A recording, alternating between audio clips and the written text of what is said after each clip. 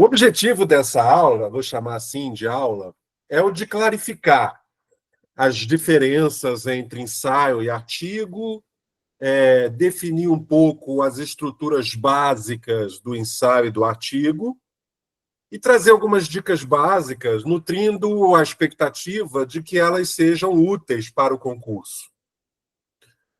Então, eu vou começar a falar sobre o ensaio, né? Então, eu fiz a seguinte divisão. Vou falar sobre o ensaio, diferenças entre artigo e ensaio, a estrutura básica do ensaio. Então, o que é o ensaio? Em sentido amplo, a palavra ensaio ela é utilizada em diferentes áreas. Na fotografia, na música, na filosofia. Em fotografia, por exemplo, se refere a um evento com artistas ou modelos, né, registrados por um profissional. Em música, é uma sessão de prática, em música, em dança, é uma sessão de prática para membros de um conjunto. Mas aqui a gente vai falar de uma outra expressão comunicativa. Nós vamos falar do discurso ensaístico, né? do ensaio enquanto possibilidade de expressar ideias. O termo ensaio ele deriva do latim exagium, que significa exame.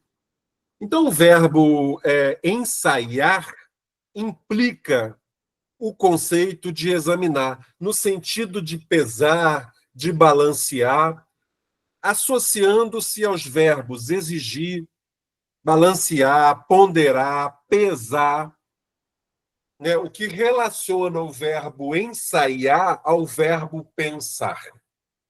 Então, ensaiar, pensar e exercitar expressam uma atividade intelectual.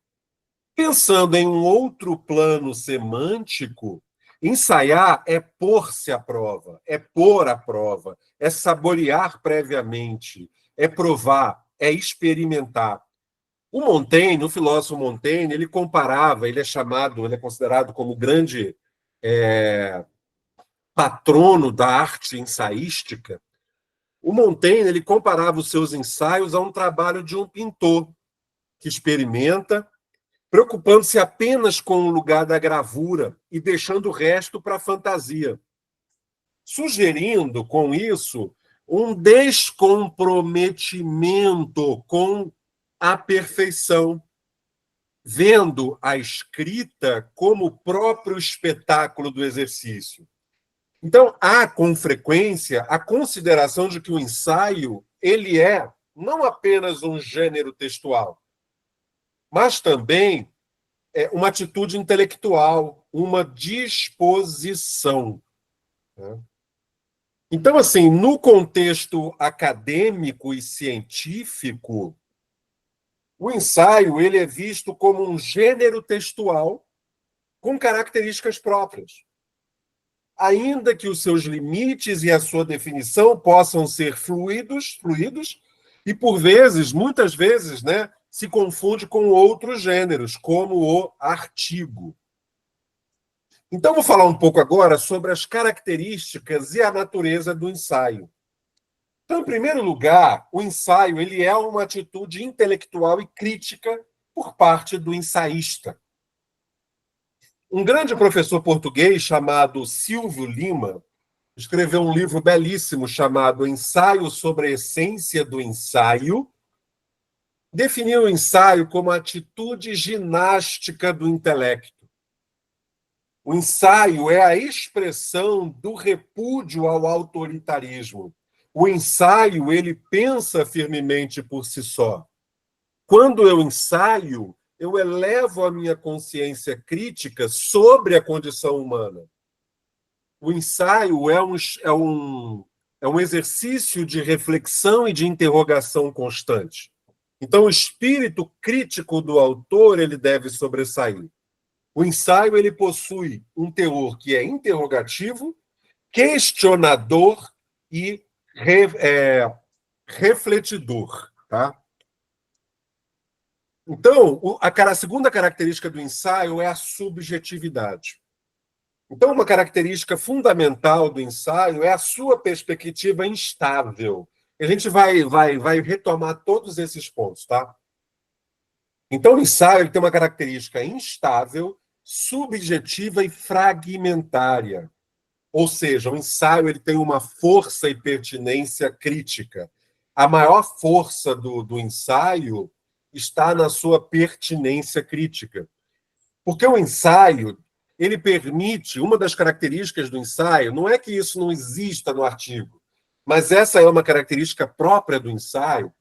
O ensaio, ele permite uma abordagem que reconhece que a interpretação da realidade ela está na dependência do sujeito. Tá? Então, na escrita ensaística, o sujeito ele é parte da ciência. Ele não está à parte da ciência, como acontece no artigo. No ensaio, o sujeito ele é motor da ciência. Nesse sentido que o ensaio é um lugar da interpelação pura, sem a necessidade de uma resposta à vista.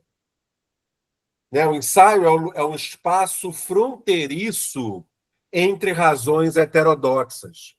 O ensaio ele convida o leitor ao diálogo. Né?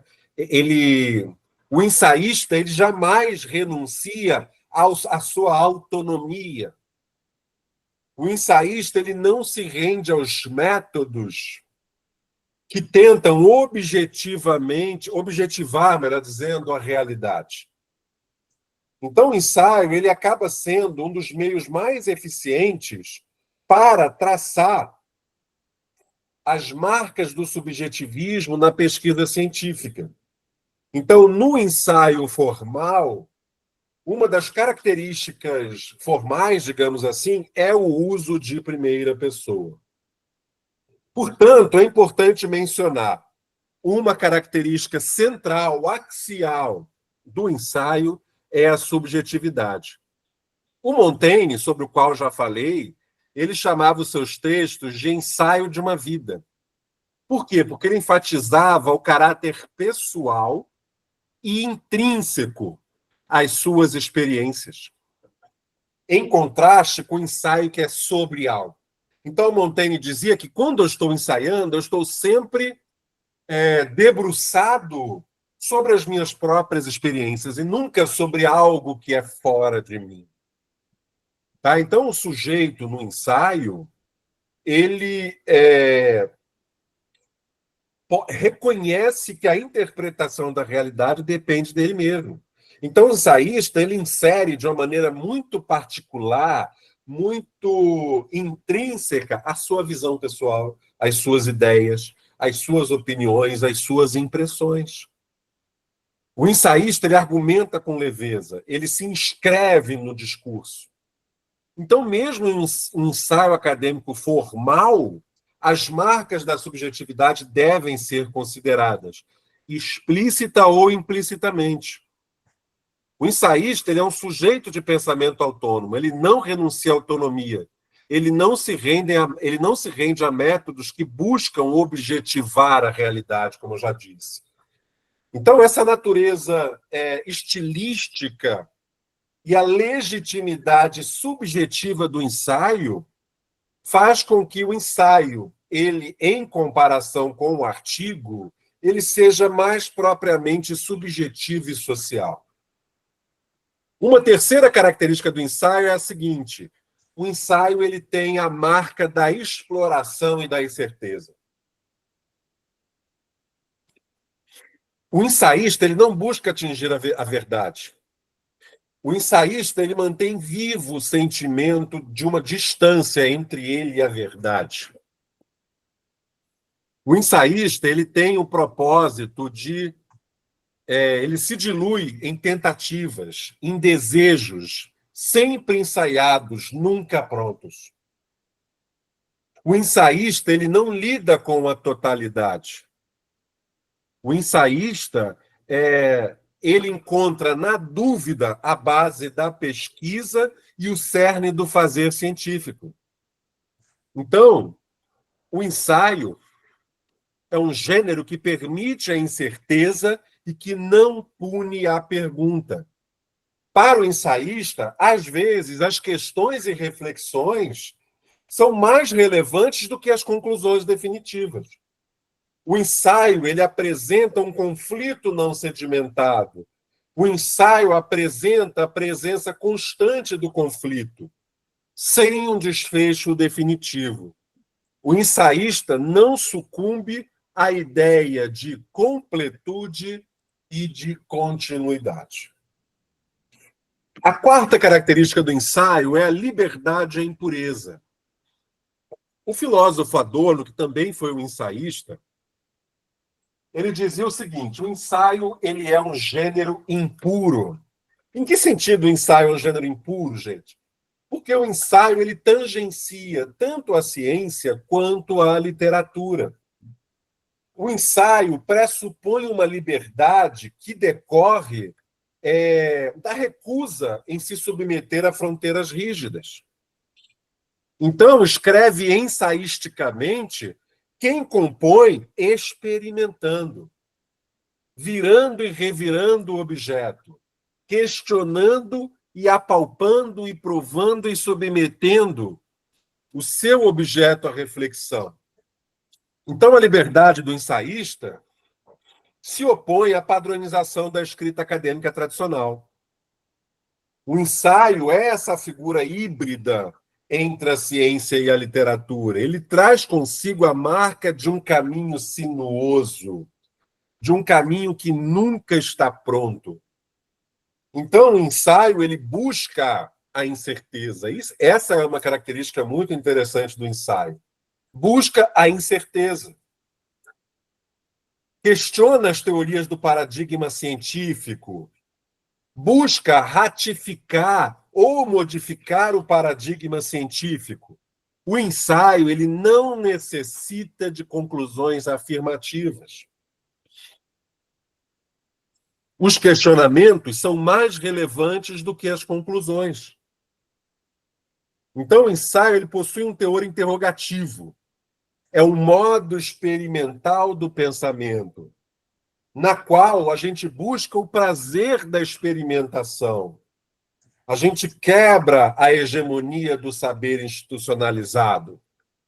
O ensaísta é aquele que duvida do método tradicional, que torna o método tradicional um problema, que concebe o caminho do ensaio como sendo sinuoso, um caminho que se adapta aos acidentes. Então, para o ensaísta, o caminho e o método são o ensaio.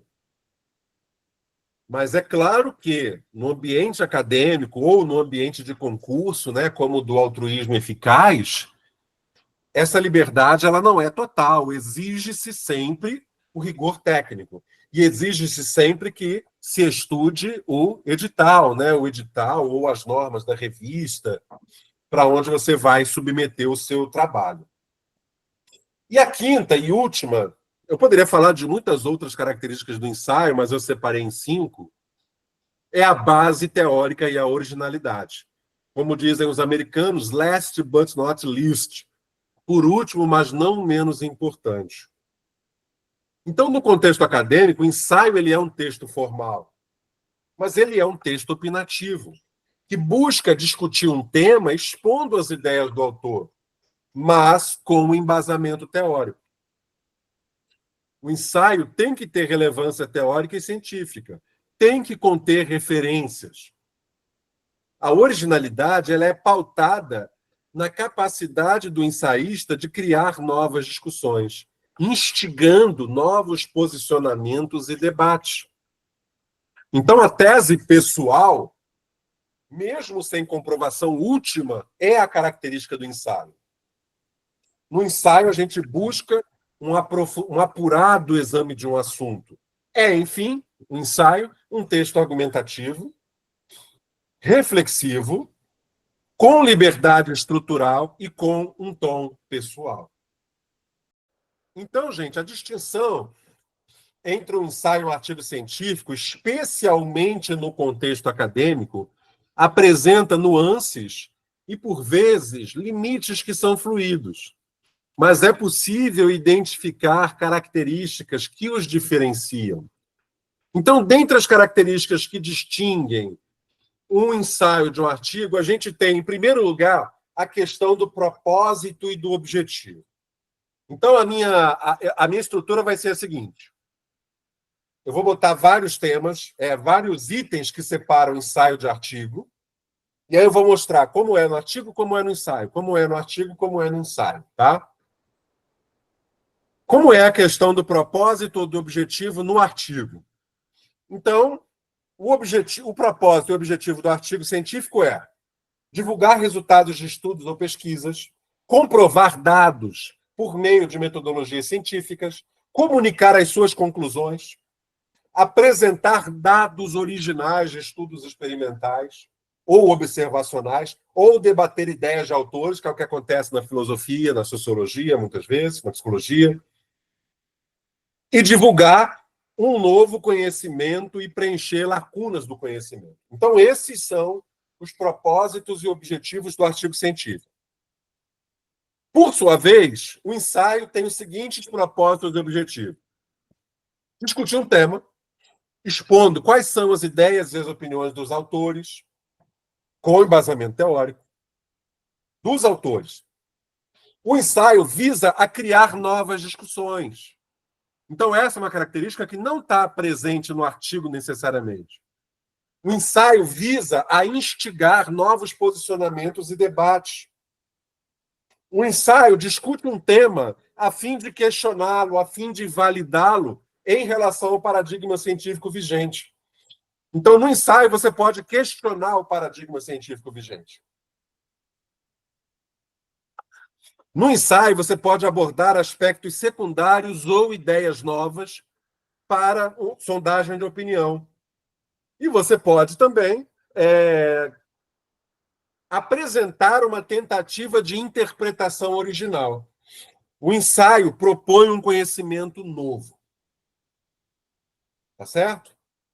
Em segundo lugar, nós podemos falar da distinção entre critérios de subjetividade e objetividade. Então, no artigo científico, geralmente a visão pessoal do autor ela é ofuscada. O artigo foca em dados científicos e confirmados.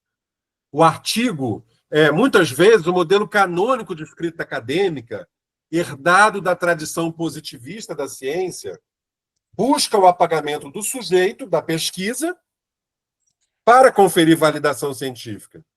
Então, nesse sentido, o artigo busca a objetividade.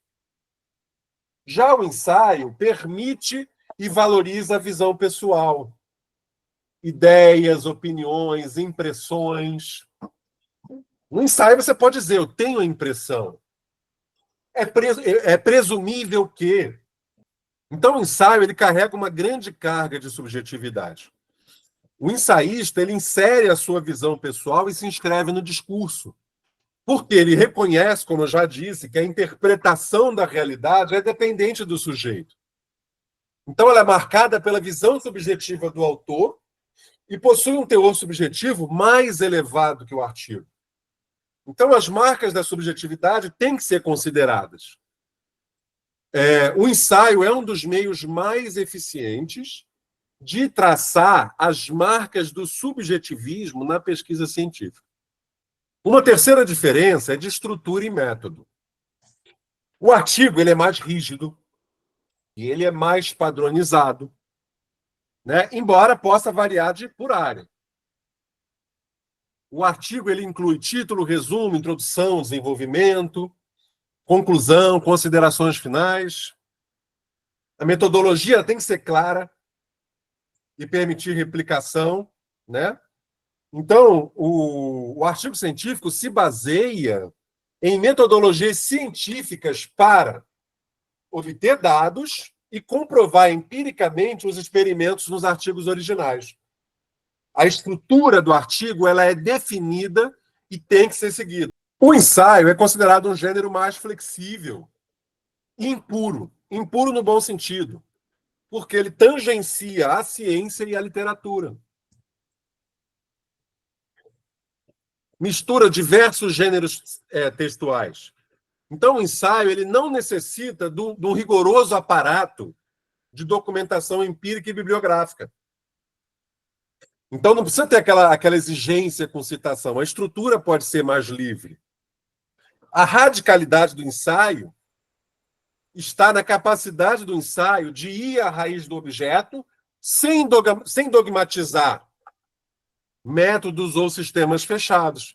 É um modo experimental do pensamento. Então, eu posso experimentar no ensaio. Tá bom? Então, do ponto de vista da conclusão e da finalidade, o artigo ele apresenta conclusões que encerram a parte textual. Busca comunicar conclusões a partir de uma pesquisa. Já o ensaio, não. Ele é menos finalizador. O ensaio não precisa de uma conclusão no sentido tradicional. Cada parte pode ser uma conclusão por si mesma, direcionando a reflexão para pensar a realidade. Então, os questionamentos eles podem ser mais relevantes do que as conclusões. Já o ensaio avaliativo ele termina sempre com uma abertura para o debate. Então, muitas vezes, o final do ensaio é o início de tudo. E, por fim, nós temos a normatização. O artigo científico ele é normatizado, né? E o ensaio não. O ensaio ele segue normas de formatação e referências para onde ele se dirige. Você pode, por exemplo, escrever um ensaio para um blog, tá? Então, tem a relação com a dúvida e o paradigma. Então, tanto o ensaio quanto o artigo têm uma relação com a dúvida e o paradigma científico. O artigo científico ele busca preencher lacunas dentro do conhecimento. O artigo científico busca o valor de verdade da sua descoberta. Já o ensaio não, ele abraça a dúvida e a incerteza. Permite a incerteza, não pune a pergunta. Questiona teorias do paradigma científico. Busca consertá-lo, busca modificar o paradigma científico. Tem essa natureza de interrogação. Permite conflitos não sedimentados. E também, por fim, agora sim, a questão da extensão. Não há uma regra estrita do tamanho do artigo e do ensaio. Vocês têm que ler o edital, têm que ler as formas, né? Mas costuma-se dizer, é natural que um ensaio seja menor do que um artigo, mas eu já vi ensaios muito maiores que artigos, tá? Há revistas que especificam o limite de palavra para diferente tipo de texto, incluindo ensaios ou gêneros correspondentes. Então, eu mostrei 7 características. Mas, na prática, a diferença ela pode ser assim muito difícil de a gente conseguir separar. Tá? Então, as características dos artigos e ensaios não são compatíveis com definições canônicas. O que vai caracterizar um texto como artigo ou ensaio? Existe um conceito chamado agenciamento ideológico do nome que o designa. Ou seja, quem está produzindo? Para quem se dirige o meu texto?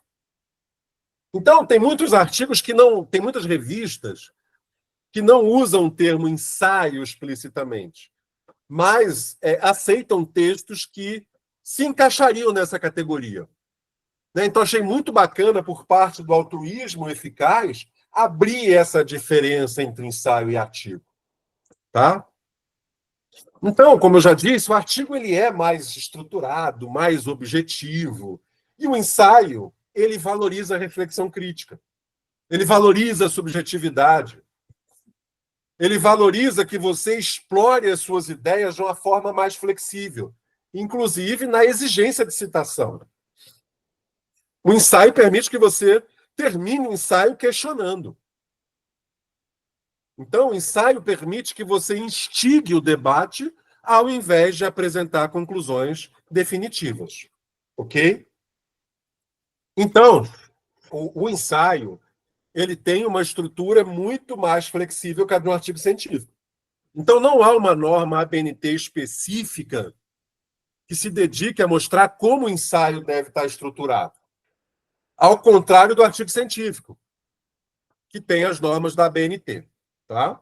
Então, a estrutura básica do ensaio tem título, tem um tema, tem uma introdução, ainda que não precise escrever introdução, tem o desenvolvimento, tem a conclusão, tem as referências, e pode ter elementos pré-textuais, como resumo, palavra-chave.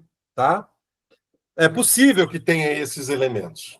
Um filósofo chamado Tiago Rodrigues, ele escreveu a seguinte definição: o ensaio é a forma de expressar uma filosofia que era inexplicável por outras formas literárias, que buscavam totalidades, não singularidades.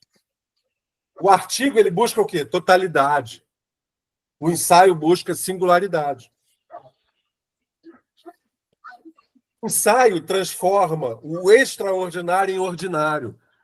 É, por exemplo, a capacidade de você mostrar temas que parecem óbvios, mas sobre os quais você não poderia nunca pensar em escrever, em ordinário. Por exemplo, uma crônica do Rubem Braga sobre uma conversa de duas mulheres no ônibus, que está lá no Amor que Acende a Lua, né, que ele chama de escutatória. E aí ele ouvia a conversa era assim, a mulher dizia assim, vou dar até o meu exemplo aqui hoje. Nossa, eu estou com ansiedade. Aí a mulher olha para... Aí a outra fala assim, eu tenho depressão. Aí ela fala assim, nossa, estou passando mal, estou aqui puxando ar. Aí a outra fala assim, eu tenho uma tia que é assim. Né? É a ideia de que de que a gente não se escuta nas nossas conversas, né? Que as nossas conversas são pessoas trepando as suas falas sobre as outras. Então, a partir de uma conversa de ônibus, o Rubem Alves criou um texto maravilhoso. Ele transformou o extraordinário em ordinário, ou o ordinário em extraordinário. Pelo ensaio, eu posso trazer para o chão histórico e circunstancial a atividade do pensamento que estava ali reservada aos grandes filósofos, aos humanos excelentes. Porque quando você assume as rédeas do que você está falando, você está escrevendo um ensaio. E aí ele diz, não somos excelentes, somos falíveis, fragmentados, circunstanciais e indefinidamente em construção. E o ensaio é o produto dessa condição humana, demasiado humana, que absorve, reflete, explicita e enaltece a nossa condição humana. Então, no ensaio teórico, nós temos uma exposição da teoria, a ideia sobre a teoria, a apresentação de fatos e argumentos, tem tudo isso. Uma síntese dos fatos e uma conclusão. Tudo isso tem no ensaio. Existe uma área do ensaio que a gente chama de ensaio avaliativo. Ele é um pouquinho mais formal e ele começa apresentando o que está sendo avaliado, avaliando, né? Fazendo uma exposição, mostrando as razões, os argumentos, as provas, os contra-argumentos. Todo bom ensaio tem que apresentar a voz do opositor, porque senão você recai no autoritarismo. E todo ensaio tem uma finalização, uma conclusão, um encaminhamento para a abertura e para o debate. Outros tipos de ensaio têm a seguinte característica: título, resumo, a exposição do objeto de discussão, dividido em valores dualísticos, por exemplo. Razões a favor, razões contra, é muito bom isso. A justificativa e o desenvolvimento e a conclusão, né, que é a posição assumida pelo autor. Tá? Então, o ensaio ele é flexível suficientemente para não se prender a um rigor metodológico, nem à estrutura rígida de um artigo. Então, ele apresenta resultados de pesquisa com dados empíricos e comprovações. Então, no ensaio, o que interessa no ensaio? Perguntas, reflexões e não respostas definitivas. O ensaio tem flexibilidade estrutural. E a estrutura do ensaio é uma base para organizar as ideias e a argumentação. O ensaio permite a expressão da subjetividade e do espírito crítico com embasamento teórico. Eu me sinto muito seguro para responder todos os seus comentários, até por estar no universo acadêmico há 16 anos e perceber que dentro do universo acadêmico a gente pode realizar a desobediência civil. Uma das desobediências civis que eu mais gosto é a possibilidade que a gente tem de escrever em primeira pessoa. E quando eu falo escrever em primeira pessoa, eu não me refiro apenas a escrever eu penso, eu acho, mas é o de você se colocar mesmo, ainda que você esteja escrevendo em primeira pessoa do plural. Ainda que você esteja escrevendo no impessoal. No ensaio, você é convidado a se posicionar. No ensaio, você é convidado a se postar. Diferentemente daquela coisa mais fria e mais padronizada que a gente aprende na universidade para fazer sobre o artigo. Né? Então, sim, você pode escrever em primeira pessoa nos mais diversos sentidos da palavra primeira pessoa. Tanto linguisticamente, né, como, por exemplo, usando verbos em primeira pessoa, usando o pronome pessoal eu, como se posicionando. A exemplo, por exemplo, no Facebook. No Instagram é mais difícil isso. Mas no Facebook, você pega aquelas pessoas que estão no Facebook para compartilhar ideias e debater. Ali você tem no Facebook verdadeiras aulas sobre o que é fazer um ensaio. Né? Não vou citar nomes aqui agora, até porque eu não estou me lembrando, mas tem intelectuais que escrevem muito bem, ensaísticamente, aqueles textos enormes, né, que poderia ser publicado numa revista.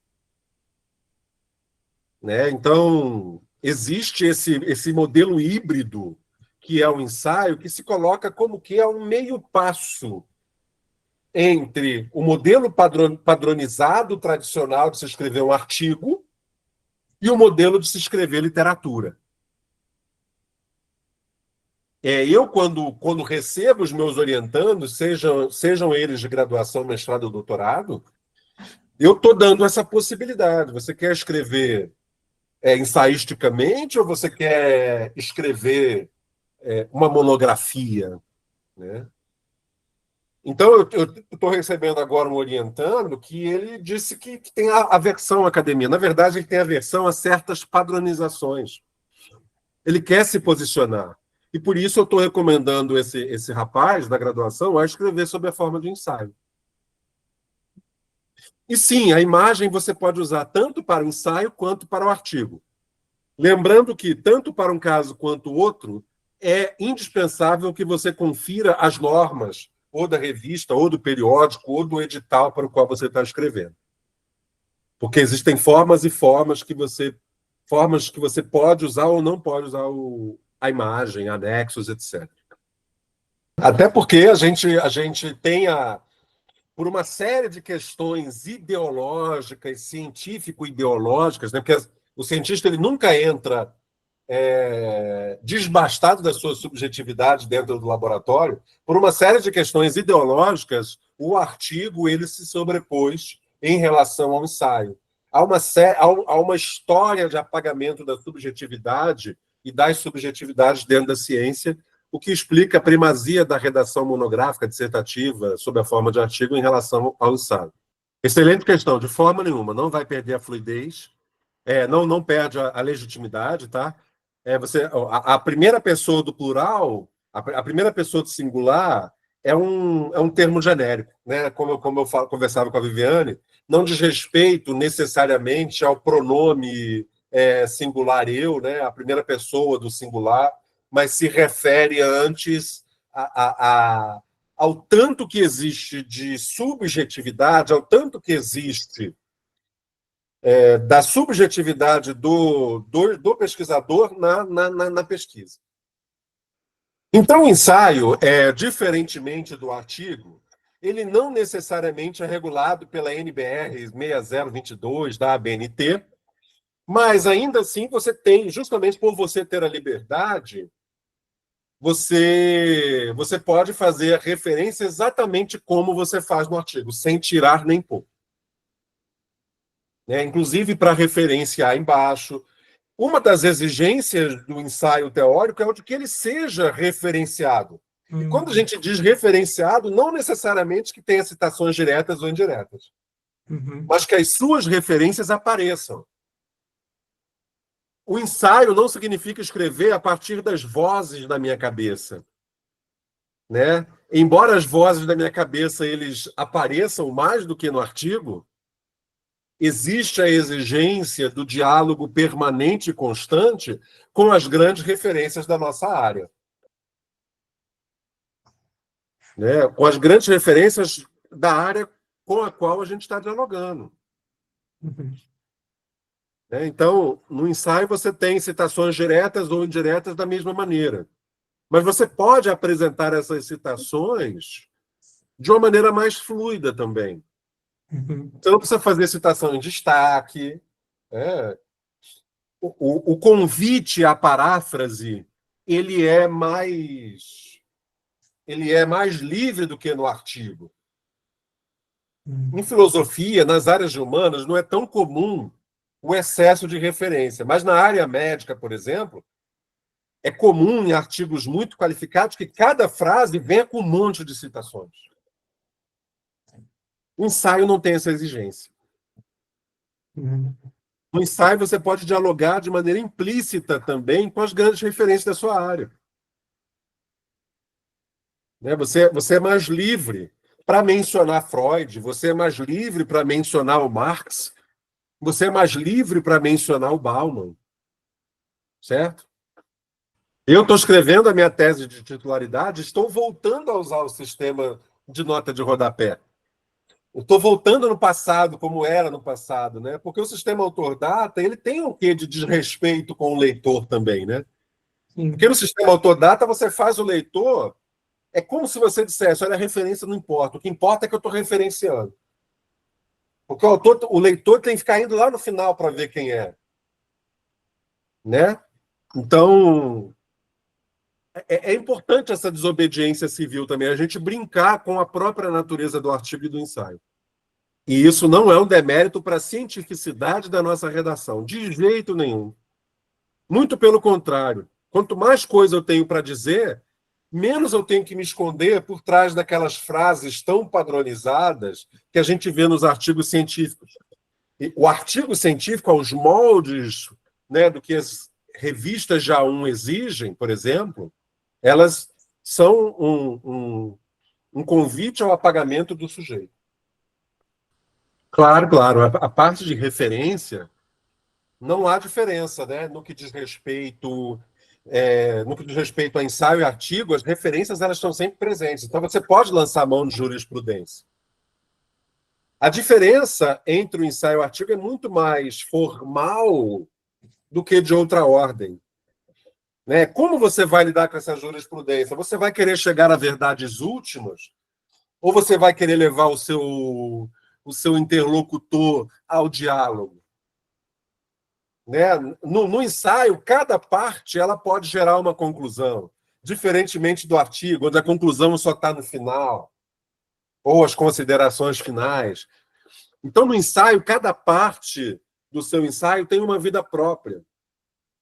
Tanto é que tem pessoas que separam nos seus ensaios, separam partes do ensaio com asterisco, quase como se fosse um novo texto. Diferentemente do artigo, que tem aquela padronização formal dos capítulos, das seções. Não necessariamente. Não necessariamente. Você pode escrever um ensaio sem divisão. Você pode separar uma divisão de outra por asterisco.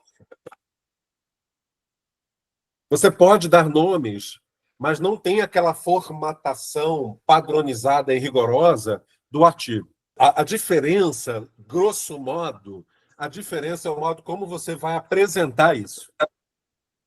Né? Por exemplo, no ensaio, deixa eu usar alguns exemplos mais toscos aqui.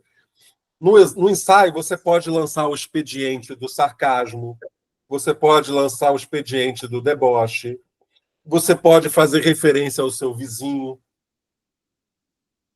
Você pode, no artigo, você meio que vai submeter essa sua crítica subjetiva ao nível frio do argumento.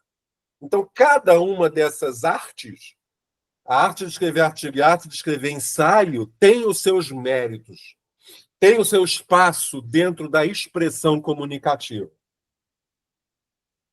O ensaio ele tem mais apelo midiático, é óbvio. Porque o ensaio soa melhor aos ouvidos. A escrita ensaística. Por exemplo, olha só, você pega o texto de um grande jurista que ele escreveu para um jornal, um texto de opinião. Aquilo ali é uma expressão de um ensaio. Tá? Um texto de opinião, sei lá, o Moraes, o Fux, escreveram um texto aí para a Folha de São Paulo. Muito provavelmente você vai encontrar ali um ensaio. É claro que pode ser um texto de opinião, mas pode ser um ensaio. Existem aí pequenas diferenças também. O texto de opinião é mais sintético, é menos comprometido com os argumentos. Né? Não necessariamente. Você pode colocar. Tudo depende de como você apresenta a sua redação, apresenta a sua composição. É aquilo, o ensaio ele traz consigo a marca da primeira pessoa do singular. Ainda que você não esteja escrevendo em primeira pessoa, a primeira pessoa ela está o tempo todo presente. Se as normas do edital não proibir esse formato, você pode escrever nesse formato. Não tem aquela estrutura rígida de introdução, desenvolvimento e conclusão do ponto de vista formal. Embora, na prática, toda boa redação tenha que se dividir em introdução, desenvolvimento e conclusão. Né? Porque senão você tem que saber de onde é que você está indo, colocar o problema, apresentar o problema, expor as razões favoráveis e contrárias à defesa daquele problema e, por fim, apresentar a sua opinião. Se alguém já leu Platão, sabe que ali nós temos um ensaio. Né? Ele escrevia sob a forma de diálogos, por exemplo. Tomás de Aquino, para mim, é o ensaísta por excelência. Na Suma Teológica, ele escreve da seguinte maneira. Parece que, aí ele vai dizer assim, parece que o rodeio é uma prática moralmente legítima. Aí ele vai dizer, com efeito, tananã, nananã, com efeito, tananã, aí ele vai mostrar pessoas que defendem o rodeio. Tananã, nananã, nananã. Tananã, nananã, nananã. 4, tananã, com efeito, Agostinho dizia parará, parará, parará. Com efeito, está na Bíblia, o homem nasceu para dominar os animais. Aí depois ele vai meter um sed contra, que significa em sentido contrário. Ele vai mostrar, em sentido contrário, Agostinho dizia que. Aí ele vai refutar a tese de que o rodeio é moral. Me coloco à disposição aí do Altruísmo Eficaz para qualquer outra... para replicar essa palestra depois. Eu nunca faço um trabalho, uma palestra igual a outra, então vai ser outra explicação sobre ensaio, outra explicação sobre artigo. E me coloco à disposição de vocês. E eu acho que a gente pode encerrar por aqui, né? Agradeço, né, novamente a presença do professor, e agradeço a todos vocês, e ficamos aguardando, então, a submissão dos textos de vocês.